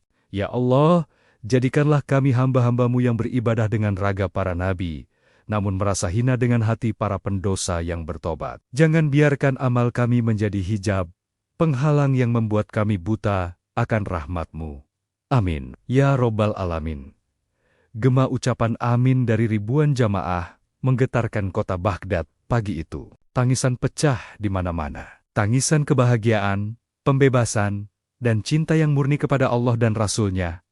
Pohon kurma di luar pelataran itu tidak pernah ditebang. Ia dibiarkan tumbuh menua, menjadi saksi bisu, menjadi monumen yang terus mengingatkan setiap orang yang melewatinya bahwa mahabbah cinta kepada orang-orang saleh adalah tali gaib yang tak akan pernah putus, melintasi dunia hingga ke kedalaman alam barzah. Dan di ujung kota sana, di Makbarah Al-Ghuraba, jasad Hasan Al-Khammar tertidur pulas dalam pelukan cahaya wangi kasturi, surgawi. Sang pendosa yang lidahnya pernah terkunci oleh maksiat itu, kini menanti datangnya hari kebangkitan dengan tenang, menanti saat di mana Sang Sultanul Aulia akan datang memenuhi janjinya, memegang tangannya melintasi titian Syiratal Mustaqim, membawanya pulang ke rumah abadi di surga Firdaus. Subhanallah, bagaimana, Sobat Mahabbah, bergetar rasanya membayangkan betapa luar biasanya nilai sebuah penyesalan di mata Tuhan. Sang wali rela menembus batas dimensi, demi menyelamatkan seorang pendosa buangan yang merindukan Tuhannya. Dalam tangis kesunyian, apakah teguran langit dari makam kumuh di Baghdad ini sudah meruntuhkan kesombongan ibadah kita hari ini? Coba absen di kolom komentar. Siapa di sini yang ingin diakui sebagai murid dan mendapat syafaat beliau kelak? Tuliskan dengan lantang. Saya rindu Syekh Abdul Qadir. Visual, tombol subscribe, like, dan lonceng muncul dengan efek cahaya hijau zamrud atau debu emas yang bersinar menyerupai wangi kasturi. Narator. Jangan biarkan kisah penuh hikmah, penyejuk jiwa ini berhenti di Anda. Tekan tombol like, agar algoritma menyebarkan kesejukan rahmat ilahi ini ke seluruh penjuru negeri. Share video ini sekarang juga, sebagai amal jariah ilmu ma'rifat. Sampai jumpa di jejak karomah waliullah berikutnya. Wallahul muwafiq ila aqwamit shoriq. Wassalamualaikum warahmatullahi wabarakatuh.